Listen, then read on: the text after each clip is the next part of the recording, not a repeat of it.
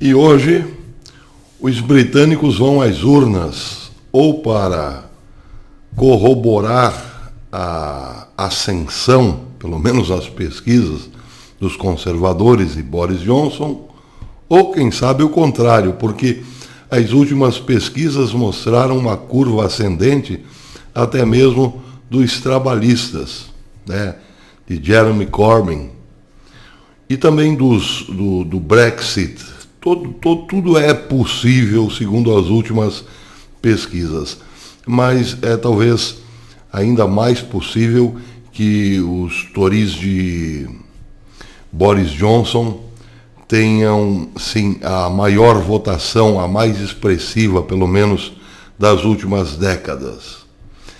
Já em Israel, as urnas também serão acionadas novamente. Israel irá para a terceira eleição no mesmo ano.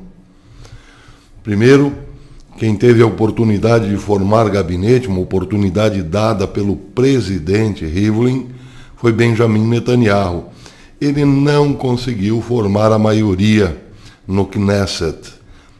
Desistiu e a bola foi passada pelo mesmo presidente Rivlin para o oponente Benny Gantz. Chorou, tentou articular aqui, costurar, acolá, não deu certo, fracassou, desistiu e saiu chorando, quase como um bebê chorão. A culpa é de Benjamin Netanyahu, porque Benjamin Netanyahu não renuncia ao cargo, não vai responder na justiça sem nenhum privilégio. É só por isso, porque se ele renunciasse, haveria acordo com o Likud e eu estaria no poder. Buá, buá, buá. Parece brincadeira, mas Gantz, que não é político, é militar, está agindo nem como militar, nem como político, e sim como um bebê chorão. Depois, como os dois principais aspirantes a primeiro-ministro não conseguiram formar gabinete, o mesmo presidente Rivlin passou a bola para qualquer um dos membros do Knesset. Aquele que mais se destacasse, ou seja, qualquer um estava autorizado a formar suas alianças e apresentar um percentual maior, ou pelo menos a maioria em relação a Gantz e a Benjamin Netanyahu. Claro que ninguém conseguiu. Aquilo lá está muito dividido e, para complicar as coisas, não surgiu nenhum grande líder político em Israel nos últimos anos. O líder político é Benjamin Netanyahu. Como ele é o líder mais antigo, ele tem a confiança de parte do eleitorado, mas também tem um desgaste muito grande. E esse é todo o problema. Agora, em março, provavelmente, Israel terá que ir novamente para as urnas. Bem, a pergunta que se faz é: Benjamin Netanyahu concorrerá? Ele responderá a processo? Será condenado? Pegará chilindró? Ninguém sabe. Mas é fundamental a presença de Benjamin Netanyahu, porque com todo o desgaste, Benjamin Netanyahu é o líder mais experiente para um ano que será ainda mais difícil para Israel do que foi 2019. Seja como for, com Benjamin Netanyahu ou não, o grande problema é saber se uma nova eleição não trará os velhos problemas de sempre. Ou melhor, o grande problema de 2019, falta de acordo, divisão total. Eu penso que o povo israelense deveria ser convocado, chamado para um referendo popular, para decidir se quer mesmo o parlamentarismo ou outra forma de governo. Porque, do jeito que a coisa está Tá difícil. Bem, e aqui, Alberto Fernandes tomou posse. Terça-feira, foi empossado como novo presidente da Argentina e o Brasil enviou para lá o vice-presidente Mourão para representar Bolsonaro. Hoje, ou melhor, ontem à noitinha, Bolsonaro fez um convite a Alberto Fernandes para que visite o Brasil. O convite soou um pouco estranho porque as rusgas estão bastante acentuadas entre os dois presidentes, mas por culpa de Alberto Fernandes, que não gostou nada da, segundo ele, intervenção de Bolsonaro nas eleições argentinas, quando Bolsonaro tuitou que era que torcia para a Macri e não para Alberto Fernandes, por óbvio, porque Bolsonaro é contra o Foro de São Paulo, e ali começou o problema entre os dois políticos. O Infobae trouxe hoje a seguinte matéria: o presidente Jair Bolsonaro convidou na noite de ontem o seu par argentino Alberto Fernandes para visitar o Brasil, como um gesto para diminuir a tensão entre os dois líderes, que é a tensão que foi gerada durante a campanha eleitoral. Estou disponível se ele quiser nos visitar. Ele é convidado, nosso convidado, disse Bolsonaro, segundo o Infobae. Ele é nosso convidado e será uma fonte de satisfação. Para Bolsonaro, diz o Infobae, foi excelente a menção que Fernandes fez de sua aliança com o Brasil, além das diferenças entre os governantes durante seu discurso de posse perante a Assembleia Legislativa. Abre aspas. Continuaremos a ser grandes parceiros na América do Sul, acrescentou Bolsonaro, que fez campanha por Maurício Macri. Bolsonaro recebeu um relatório sobre a presença em Buenos Aires de seu vice-presidente, Hamilton Mourão, que falou de maneira protocolar com o presidente Fernandes e o futuro embaixador em Brasília, Daniel Scioli.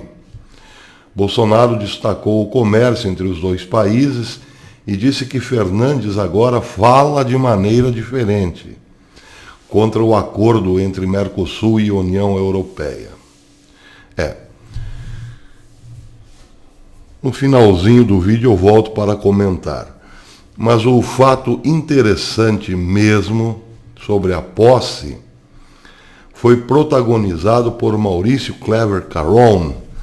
Vamos simplificar. Maurício Claver Carone, enviado especial de Donald Trump para a posse de Maurício Macri. Ele desceu na Argentina, saiu do avião, foi até o hotel. Algum tempo depois ele retornou ao aeroporto, pegou o avião e voltou para os Estados Unidos. Não ficou para a posse.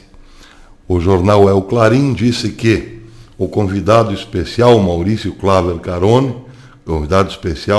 o enviado especial do presidente Donald Trump para a posse de Alberto Fernandes como novo presidente da Argentina, abandonou o país molestado pela presença no ato de posse de Alberto Fernandes de um ministro do governo de Nicolás Maduro e pela presença do ex-presidente do Equador, Rafael Correa.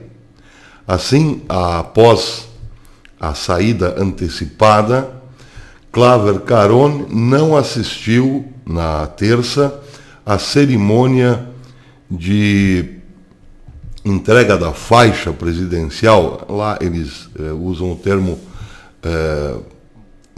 troca de mando, né, no Congresso, nem a várias entrevistas que tinha marcadas para quarta-feira, tanto com Fernandes como com o chanceler Felipe Sola, entre outras.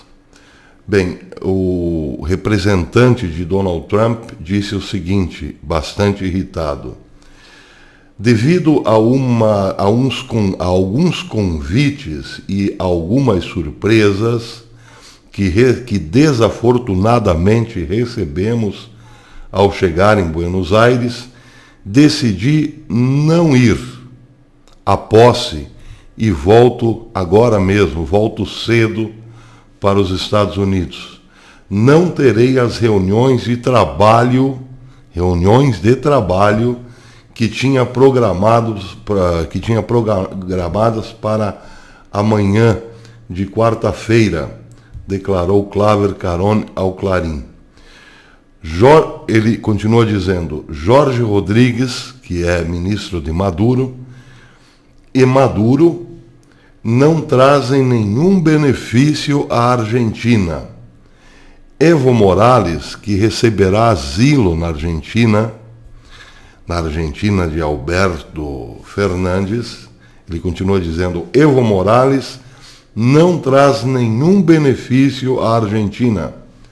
Rafael Correia não traz nenhum benefício à Argentina, sustentou o enviado especial da Casa Branca ao falar da relação bilateral que espera que se estabeleça entre os Estados Unidos e a Argentina e a nação de Fernandes, enquanto alertava de que esses ditadores de segunda categoria e terceira categoria estão ameaçando e sequestrando o hemisfério. Vou repetir palavras do enviado de Donald Trump à Argentina.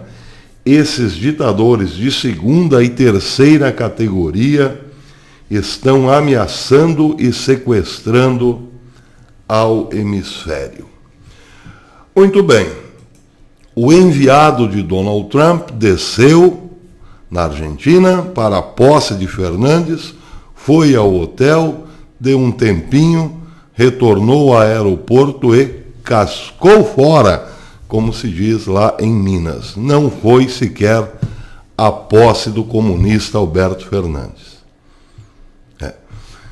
Agora Bolsonaro vem com esse discurso de estamos abertos, Fernandes mudou. Fernandes mudou. Presidente, o senhor já levou um puxão de orelha de Donald Trump porque lustrou, figurativamente falando, os sapatinhos de Xi Jinping. Ou melhor, o Brasil está embarcando num negócio da China que só nos trará prejuízo e inimizade com os Estados Unidos, as famosas antenas 5G. Donald Trump já lhe deu um puxão de orelha. Nós sobretaxaremos o aço e o alumínio brasileiro. Isso pode ter sido só o começo.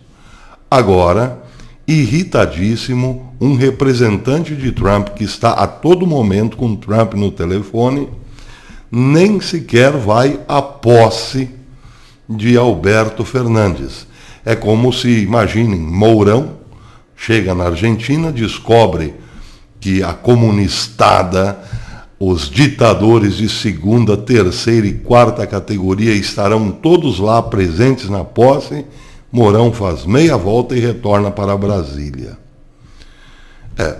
O Brasil não é tão, digamos, importante e forte quanto os Estados Unidos. Portanto, isso é muito mais grave do que se Mourão desse meia volta, ainda que Brasil e Argentina sejam vizinhos.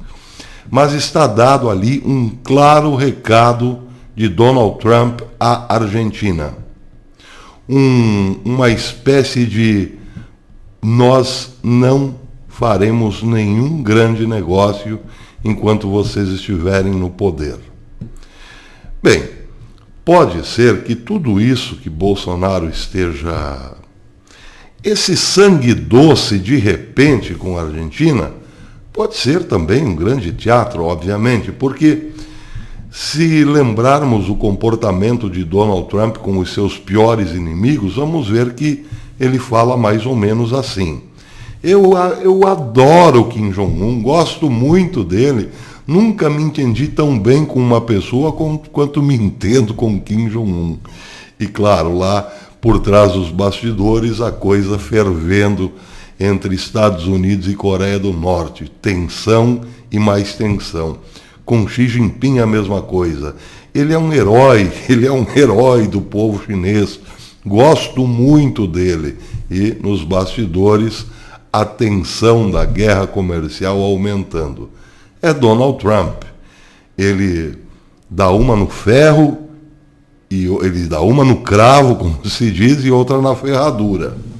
Quem sabe Bolsonaro esteja fazendo o mesmo. Oxalá. Vamos aguardar para ver se Bolsonaro dessa vez está em consonância com o seu amigo do Norte. Porque cá entre nós, ficar de bem com a Argentina e de mal com os Estados Unidos, por ficarmos de bem com a Argentina, bem, aí é dramalhão para mexicano nenhum colocar defeito. Tomara que seja tudo uma grande encenação. Dos nossos irmãos aqui do sul, da Argentina, não devemos esperar nada de bom nos próximos 4 anos. Porque, como disse o enviado de Trump, vou ler mais um pedacinho porque é muito importante entender o que ele está dizendo. A Argentina não terá nenhum benefício com essa amizade com Jorge Rodrigues, com Maduro e com Rafael Correia, ex-ditador do Equador, e dando abrigo a Evo Morales. A Argentina não terá nenhum benefício. Pobre Argentina dos ditadores de segunda e terceira categoria. Até depois, amigos.